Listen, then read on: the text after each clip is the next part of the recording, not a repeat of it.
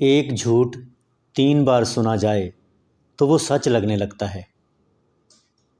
سچ کی تلاش کریں۔ آپ کو جب سچ ملتا ہے تو سچ سے کانفیڈنس ملتا ہے۔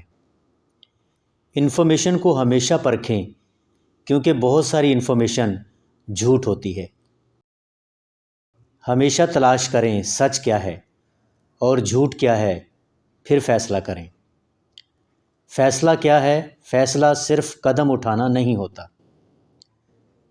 جب آپ کامیاب ہو جائیں گے تو سب سے بڑا چیلنج آپ کے لیے یہ ہوگا کہ روز آپ کے بارے میں ایک خبر ہوگی مگر وہ سچ نہیں ہوگی۔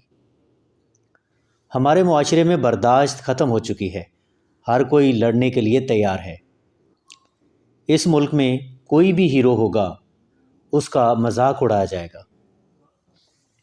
یہ ملک بڑا ملک بن سکتا ہے اگر آپ اپنی قوم کے ہیروز کو قدر دینا شروع کر دیں۔ اپنے بڑوں کا احترام کرنا شروع کرو، اپنے ٹیچرز کا احترام کرنا شروع کرو۔ بعض اوقات کسی لیکچر میں بیٹھے ہوئے ایک جملہ آپ کا پورا نصیب بنا رہا ہوتا ہے، اس لیے پوری توجہ لیکچر پر رکھیں۔ اس معاشرے میں جھوٹ بہت زیادہ ہے، سچ بہت تھوڑا ہے۔ اگر آپ نے کچھ بننے کا فیصلہ کیا ہے تو وہ فیصلہ آپ نے کسی انفارمیشن کے ملنے کے بعد کیا ہوگا۔ اگر وہ انفارمیشن ہی غلط نکلی تو نتیجہ بھی غلط نکلے گا۔ اس معاشرے میں آپ کو اگنور کرنا سیکھنا چاہیے، ورنہ لوگ آپ کو تانے مار مار کے جہاں عظیم ذہن بنتے ہیں۔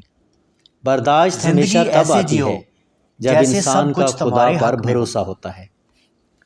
بڑے بڑے کام ہوتے ہی صبر کرنے سے ہیں۔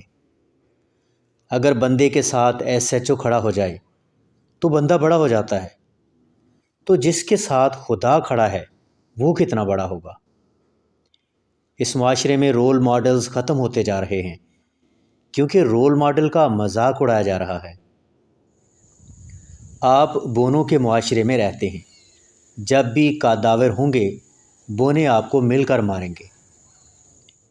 اس معاشرے میں سب لوگ ناشکرے ہیں، یہاں کسی کو آسانی فراہم کر دیں وہ آپ کا شکریہ ادا نہیں کرے گا۔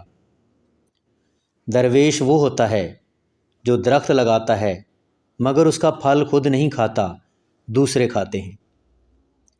اس معاشرے میں لوگوں کے اپنے مقاصد تو ہیں مگر دوسروں کے لیے یا قوم کے لیے ان کے پاس کوئی مقصد نہیں۔